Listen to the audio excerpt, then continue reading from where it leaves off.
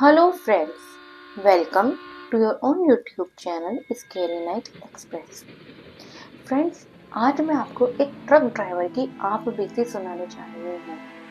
मैं आपको truck driver के बिहाफ पर ही ये कहानी सुनाऊंगी। पर फ्रेंड, इससे पहले अगर आप मेरे चैनल पर नए हैं या अभी तक मेरे चैनल को आपने सब्सक्राइब नहीं किया है तो प्लीज लाइक और सब्सक्राइब जरूर कर दीजिए, जो बिल्कुल फ्री है और हाँ, मुझे मोटिवेट करता है। तो चलिए सुनाती हूँ आपको ट्रक ड्राइवर की आप बीती। मेरा नाम राजकुमार है। मैं बिहार का रहने वाला हूँ, पर नौकरी दिल्ली में करता हूँ। मुझे ट्रक चलाते चलाते करीब 19-20 साल का अनुभव तो हो ही चुका है, पर आज तक भगवान की कृपा से कभी कोई डरावना अनुभव नहीं हुआ था। पर एक रात ऐसा अनुभव हुआ कि आज भी मेरी रूह कांप जाती है।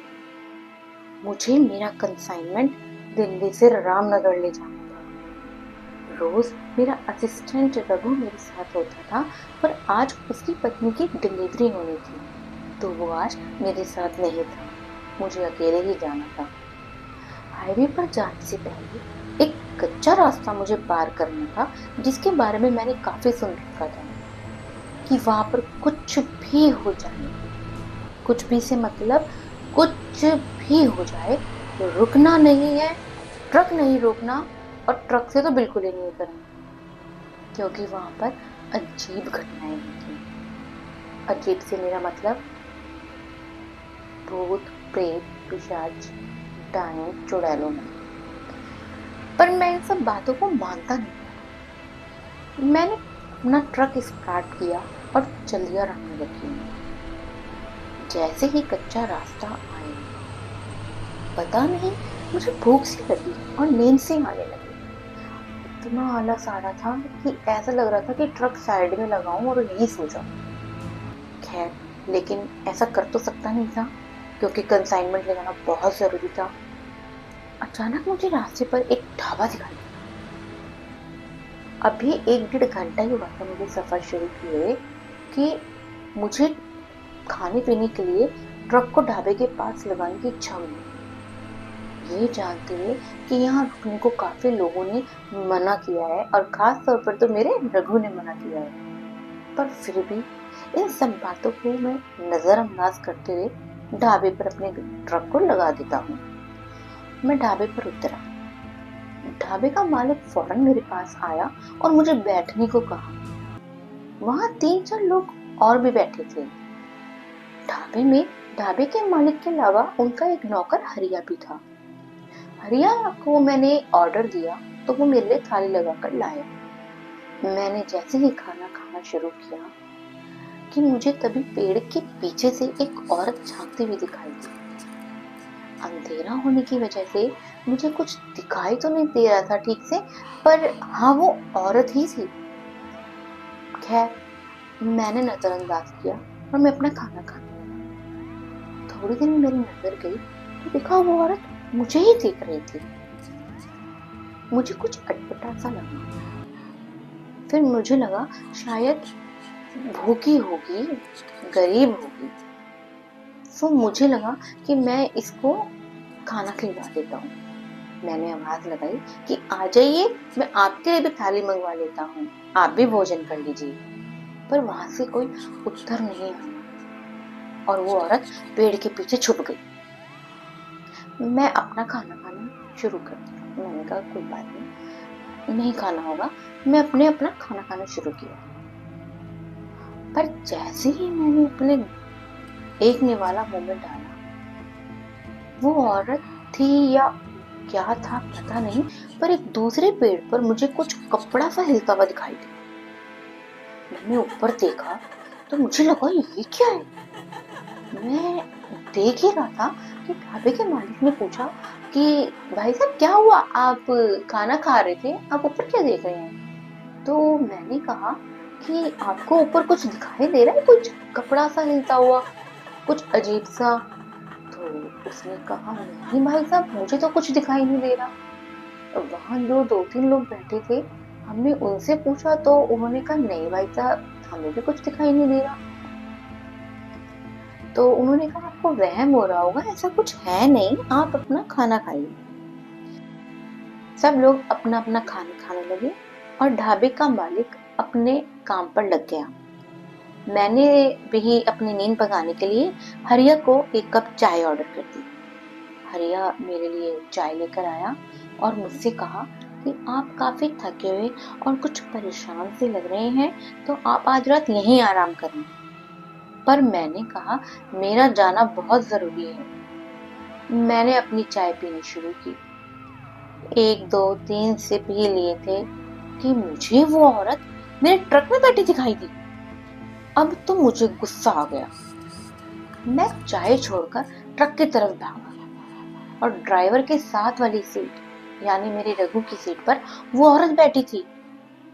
उस तरफ मैंने चिल्लाया, कौन है, नीचे उतरिए, ये आपके बैठने की जगह नहीं है। पर वो औरत कुछ नहीं बोली। मुझे अभी भी उसका चेहरा ठीक से नजर नहीं आ रहा था क्योंकि ट्रक में भी अंधेरा था। वैसे ही रात इतनी घनी थी, थोड़ी बहुत रोशनी थी, वो भी ढाबे पर थी। खैर, मैं अपने ड्राइवर की सीट की तरफ गया कि वहां से मैं उस औरत को बोलता हूँ। मैंने ट्रक में जैसे ही चढ़ा, वहां कोई नहीं था। मुझे समझ नहीं आया कि ये हो क्या रहा है। मैंने चारों तरफ देखा, ट्रक से उतरा, ट्रक के चारों ओर देखा, ट्रक के नीचे देखा, पर वो औरत थी ही नहीं वहां। इतने में ढाबे का मालिक और हरिया मेरे पास आए और पूछा पे क्या हो गया। तो मैंने उन्हें बताया। ढाबे के मालिक और हरिया को मैंने जब सब बता दिया तो उन्होंने कहा ये मेरा वहम है। पर ये मेरा वहम नहीं था। मैंने सच में उस औरत को रघु की सीट पर बैठे देखा था। हरिया ने मुझे कहा और बहुत कहा कि आज रात आप ना जाएं, यहीं ठहर जाएं। अगर आपको वो दिखाई दे रही है तो आगे जाना ठीक नहीं है। आप आज रात यहीं रुक जाएं और सुबह होते निकल जाइए। पर मैंने नहीं माना। मैंने कहा नहीं, ये कंसाइनमेंट कल तक पहुंचाना बहुत जरूरी है, मैं नहीं रुक सकता। मैं निकल पड़ा। अभी हाईवे स्टार्ट भी नहीं हुआ था, मैं कच्चे रास्ते पर ही था कि मुझे कुछ अजीब सी आवाज आने लगी। बहुत जोर देने पर मुझे लगा कि ये आवाज मेरे ट्रक के टायर में से आ रही। मैंने ट्रक रोका, अगेन दोबारा स्टार्ट किया, चला। वो आवाज दोबारा आने लगी। फिर भी मैंने नजरअंदाज किया। मैंने कहा फंस गया होगा कुछ टायर में। पर आवाज धीरे धीरे तेज हो गई। अब मुझे कुछ गड़बड़ लगी। मैंने ट्रक को रोका और जैसा कि सबने मना किया था कि नीचे मत उतरना, मैं पर फिर भी नीचे उतरा। मैंने अपने पहिए चेक किए, पर पहिए बिल्कुल ठीक थे और ना ही कुछ उसमें अटका हुआ था और ना ही आसपास कुछ ऐसा था जिससे पहियों में कुछ प्रॉब्लम क्रिएट हो की आवाज। मैं वापस अपने ट्रक में बैठ गई। पर मैं ट्रक में बैठ भी नहीं पाया था। मैंने सिर्फ अपने ट्रक की सीढ़ी पर पैर ही रखा था कि मुझे वो औरत अपने ट्रक में फिर से बैठी दिखाई दी। मेरे तो होश ही उड़ गए। अब तो मुझे उसका चेहरा भी साफ दिखाई दे रहा था। उसका चेहरा आधा जला हुआ था और आधा कपड़े से ढका हुआ था और वो औरत सफेद साड़ी पहनी हुई थी और रो रही थी। अब तो मैं हिल भी नहीं पा रहा था। मैं सड़क पर एकदम ऐसे सुन्न खड़ा हुआ था कि आसपास के लोग, गाड़ियां निकल रही थी, ट्रक निकल रहे थे, पर किसी ने मेरी मदद करने के लिए अपनी गाड़ी नहीं रोकी। और मेरी भी हिम्मत नहीं हुई कि मैं किसी को मदद के लिए बोलूं या रोकूं, क्योंकि मेरी नजर ठीक सामने उस औरत के ऊपर ही थी और वो औरत रोई जा रही थी और उसका चेहरा साफ मुझे दिखाई दे रहा था। अब तो मतलब मेरी हालत ऐसी खराब हुई कि मुझे अपने इन सब बातों पर विश्वास नहीं हो रहा था कि मैं क्या देख रहा हूँ। मेरा दिमाग एकदम सुन्न हो गया। मेरी सोचने समझने की शक्ति बिल्कुल खत्म हो गई। अचानक वो औरत गायब हो गई। मगर मैं ट्रक पे चढ़ा ही नहीं, मैं इतना घबरा गया। मैं थोड़ी देर तक बाहर ही खड़ा रहा। 1 डेढ़ घंटा मुझे नॉर्मल होने में लगा। किसी तरीके से भगवान का नाम लेके मैं हिम्मत करके ट्रक में चढ़ा और सीधा जाने के बजाय पता नहीं मुझे क्या हुआ, मैंने यू टर्न ले लिया और वापस उसी ढाबे पर चला गया। पर पूरे रास्ते जब तक मैं ढाबे तक पहुंचा नहीं, मुझे किसी की फुसफुसाहट की और धीरे धीरे रोने की आवाज आ रही थी, पर वहां कोई था ही नहीं। मुझे समझ नहीं आ रहा था क्या करूं, और मैं इतना डर गया था कि मेरा फोन मेरे पास था। मेरी हिम्मत नहीं हो रही थी कि मैं किसी को फोन भी नहीं करूं। मैंने चलो किसी तरीके से ढाबे पर पहुंचा और फटाफट से वहां पे उतरा और भागा अंदर की तरफ, ढाबे की तरफ। तो ढाबे का मालिक मेरे को दिखे, एकदम से शर्म रह गया कि क्या हुआ भाई साहब, आप इस हालत में क्या हुआ। उन्होंने मुझे पानी पिलाया, 2 मिनट बिठाया। मैं जवाब देने के हालत में नहीं था। थोड़ा टाइम बाद जब मैं नॉर्मल हुआ, मैंने उन लोगों को सारी बात बताई। तब हरिया मेरे पास आया और बोला, मैंने तो पहले ही आपसे कहा था आप यहीं ठहर जाइए अगर वो आपको दिख रही है, और जो आपको दिख रही है ना वो चंटी है। मैंने पूछा कौन? उसका मुंह आधा जला हुआ है ना। मैंने कहा तुझे कैसे पता? अरे वो इसी गांव की है, माँ नहीं है उसकी, बाप ने दूसरी शादी कर ली थी। सौतेली माँ काम करवाती थी और उसको मारती पीटती थी, गालियां देती थी, उसको बहुत मतलब बेरहमी से उसके संग पेश आती थी।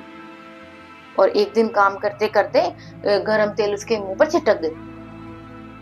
तब से उसका मुंह जल गया और सौतेली माँ के तानों से और पिटाइयों से तंग आकर एक दिन घर से भागी थी कि ट्रक के नीचे आ गई रात को। अब सुनने में तो ये भी आया कि शायद किसी ने धक्का दिया था ट्रक के सामने। अगर किसी को दिखती है ना तो उसे अपने साथ ले जाती है, लेकिन अगर कोई जोड़े से होता है या किसी के संग कोई बच्चा होता है ना तो उसे कुछ नहीं कहती। वैसे कहती किसी को कुछ नहीं है भाई साहब, किसी को कुछ नहीं कहती। पर हाँ, 1000 में से 800 ट्रक ड्राइवर को तो दिख चुकी है, और कई लोग तो अभी तक सदमे में हैं, और कई लोग उनमें से कुछ अभी दुनिया में नहीं है, ले जा चुकी है अपने साथ। तुम्हें कैसे पता वो चंटी है, उसका मुंह जला है? ये मैंने देखी है, मेरे ही गांव की है। यही कच्चे रास्ते पर जो आगे जाकर गांव है ना, वहीं की है। मुझे और भी बातें पता है उसके बारे में जो मैंने सुनी है। वो आपको बिल्कुल भी परेशान नहीं करेगी, पर आपको उसे भेंट देकर जाना होगा। मैंने कहा मतलब भेंट देके जाना होगा? तो हरिया ने कहा हाँ, 3 नींबू कटे हुए अपने साथ ले जाने होंगे। जैसे ही वो आपको दिखे वहीं छोड़ देना, हाथ जोड़ना, क्षमा मांगना और आगे चले जाना। तुम मेरी बात का मजाक बना रहे हो? आपको तुम्हें समझ नहीं आ रहा कि मैं क्या बोल रहा हूँ? तो हरिया ने बोला, नहीं जी नहीं, आप नहीं समझ रहे हैं। ये चंटी अपने साथ ले जाती है जिसे दिख जाए, ठीक है? आप शुक्र मनाइए कि आप अभी तक बचे हुए हैं, जबकि वो आपको 3 बार दिख चुकी है। 3 बार मतलब क्या है तुम्हारे कहने का 3 बार दिख चुकी है? तो आर्या ने कहा, जो पेड़ के पीछे थी ना, जो ट्रक में बैठी हुई थी, और अब जो रास्ते में भी आपके साथ आई है, वो चंटी चुड़ैली। मैं आपको नींबू पढ़कर देता हूँ, चंटी आपको कुछ नहीं कहेगी। उसे देखते ही बाहर नींबू डाल देना और सीधे निकल जाना, हाथ जोड़कर क्षमा याचना कर लेना। ये हमारे गांव का नुस्खा है, क्योंकि जिसे भी दिखी है ना उसे भयानक अनुभव हुए हैं, और कई तो बच्चे भी नहीं है। 1000 में से 800 ट्रक ड्राइवर को तो दिख चुकी है। और हरिया ये कहकर नींबू लेने अंदर चला जाता है। इतने में ढाबे के मालिक को कुछ समझ नहीं आता कि ये हो क्या रहा है। उन्होंने कहा कि लोगों ने जो बात बताई थी वो सब हाईवे के दूसरी तरफ के कच्चे रास्ते के बारे में बताई थी। वहां के पेड़ों पर जो प्रेत हैं उनके बारे में बताई थी। और मेरा ढाबा तो हाईवे के इस तरफ है। मैंने तो कई बार पूजा भी कराने की कोशिश की, पर हाँ, पूजा होने में कई बार मुश्किल आई और पूजा हो नहीं पाई। और जमीन मुझे सस्ते में मिली, इसलिए मैंने यहाँ पर ढाबा भी खोल लिया। हरिया नींबू काट कर लाया, जो पूरे कटे नहीं थे, और मुझे दे देता है और कहता है, जब हाईवे क्रॉस हो जाए तो किसी भी चलते पानी में प्रवाह कर देना, आपको वो पूरे रास्ते नहीं दिखेगी। मैंने कहा, अभी तो तुमने मुझे कहा था कि उस पर फेंक देना, हाथ जोड़ लेना, क्षमा मांग लेना। तो हरिया ने कहा, नहीं नहीं, ऐसा मुझे लगता है कि वो अब दिखेगी नहीं, इसका मतलब ये नहीं है कि वो दिखेगी ही नहीं। अगर दिखे तो उस पर डाल देना और क्षमा मांग लेना, और ना दिखे तो पानी में डाल देना, पर नींबू अपने पास ही रखना। फिर भी अगर डर है और यहीं रुक जाइए, मैं तो यही कहूंगा, नींबू को अपने साथ में रखिए बस। मैं अपने रास्ते निकल गया, क्योंकि मैं रुक तो किसी भी हालत में नहीं सकता था। पर करीब 6 साल तक, जब मैं अपना सारा काम निपटा दिया, डेस्टिनेशन पहुंच गया और कंसाइनमेंट अपना अपने जगह पहुंचा दिया, पर पता नहीं क्या हुआ, करीब 6 साल तक मैं बीमार रहा। मैंने हर डॉक्टर से इलाज करवाया, हर दवाई खा ली, हर हॉस्पिटल आया, कुछ फर्क नहीं आया। फिर कुछ लोगों के कहने पर जब मैं मेहंदीपुर बालाजी गया, तब मेरी सेहत में कुछ आराम आना शुरू हुआ, और पूछने पर बताया गया कि जो नींबू मुझे दिए गए थे वो कुछ करके दिए गए थे, यानी कि मैं अपने आप अपने नाम का करवा कर पढ़वा कर अपने साथ साथ लेकर चल रहा था। मरते मरते बचा हूँ, और बालाजी की कृपा से अब मैं ठीक हूँ। तो फ्रेंड्स, यह थी आज की कहानी चंटी चुड़ैल ड्राइवर की आप बीती, राजकुमार ड्राइवर की आप बीती। मुझे उम्मीद है कि आपको उनकी आप बीती पसंद आई, और अगर पसंद आए तो please please please like and share और सब्सक्राइब जरूर करिएगा, और अच्छे अच्छे कमेंट से मेरी हौसला अफजाई जरूर करिएगा। धन्यवाद।